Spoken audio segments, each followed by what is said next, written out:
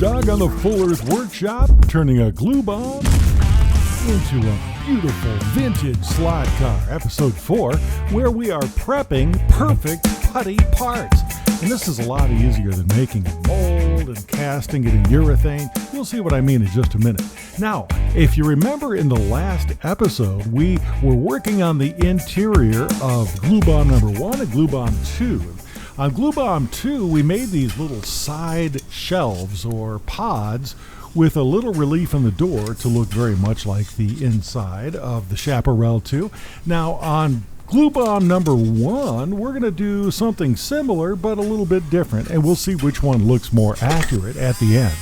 So we're looking at glue bomb number 1, and I am using a cutting tool, and we are going to be cutting out this little relief that occurs underneath the door because the doors are hollow fiberglass. So, got to be careful when you do this, wear safety glasses, because if that disc explodes, it could be very dangerous. So let's hog out the material on both sides. We'll see where we are.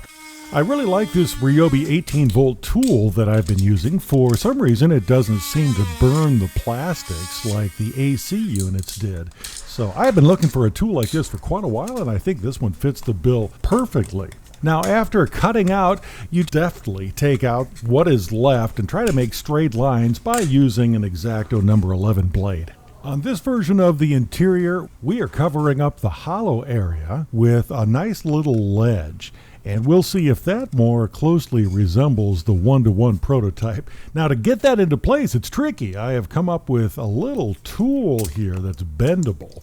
That's going to help me get it into position for gluing, and it really goes into place nicely.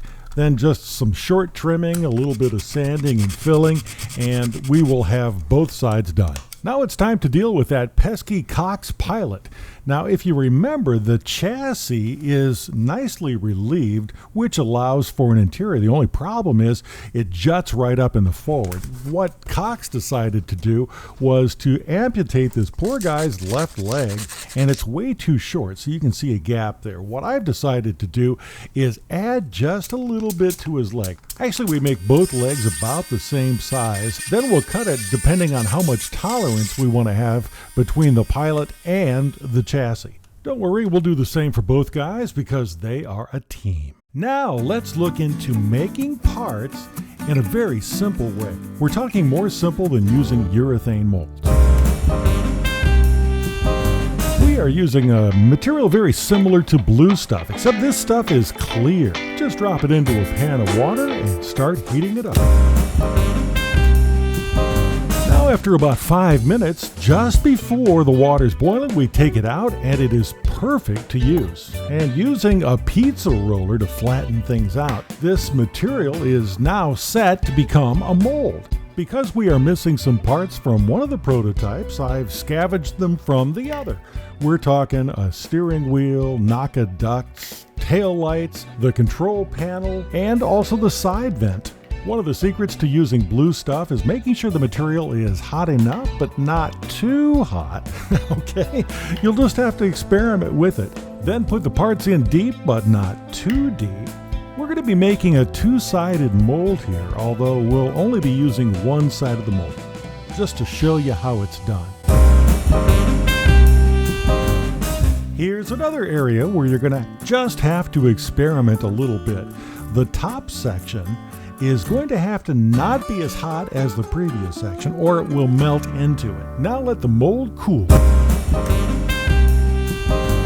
Don't tell anybody here I put it in the freezer to cheat. It works great.